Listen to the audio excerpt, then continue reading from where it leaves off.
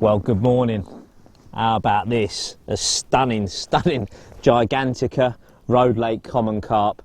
Really made up. It was one of 3 fish that I caught after a move in the middle of a torrential downpour. The first swim that I did the first night in, I just wasn't happy. I felt hemmed in, there was other anglers either side, and I just didn't think the fish were there. I came and had a little look in a swim right by the road, and I was confident there was fish here. Stood there in the rain, and I saw a few show, moved down, and bang, 3 fish in a night. This one, just an absolute pearler that's got so much growing to do. It is really going to be some special venue in years to come. And the action when you are on the fish can be fast and furious. And it just goes to show when the angling pressure is on a lake, the fish are often moved around based on what the lines are doing rather than what the weather's doing. So if you can find a little corner away from the activity, then you can pick fish off just like this. So I'm going to slip it back.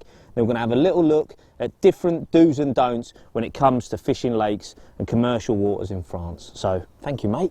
I'm going to go back now.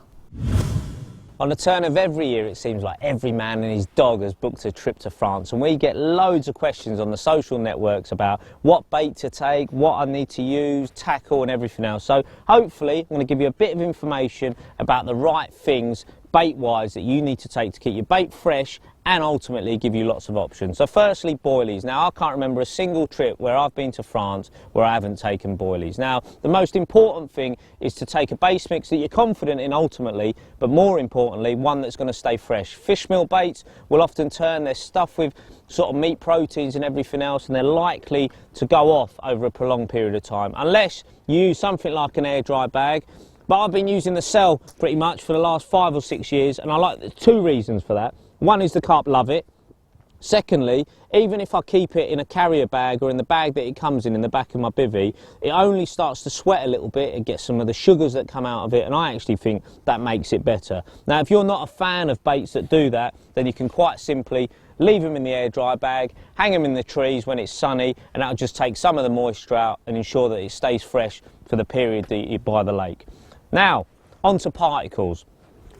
A lot of lakes that you go to, they'll have not only nuisance fish, but also some of them will prefer to make the particles for you. One of the reasons is there's a lot of anglers that come here, they haven't had that much experience, and fisheries are afraid of the fact that particles can be misprepared, and that they will often, when you come to sort of things like tiger nuts, they can be, you know, they can expand inside the carp stomach simply because they haven't been prepared for long enough, they've not taken on enough water, and they go into a carp stomach and then they start to expand, and that, you know, can really damage a carp's health. So I like to take some of the particles like the hemp, Chilean salty hemp, in a jar.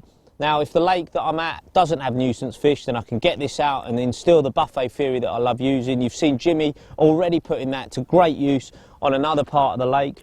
The same with tiger nuts or crushed particles. You can have them in jars, and if the lake you go to you're able to use them, then brilliant. If not, they can stay in the jars and you can take them back to England. You haven't wasted any money on preparing particles that were no use.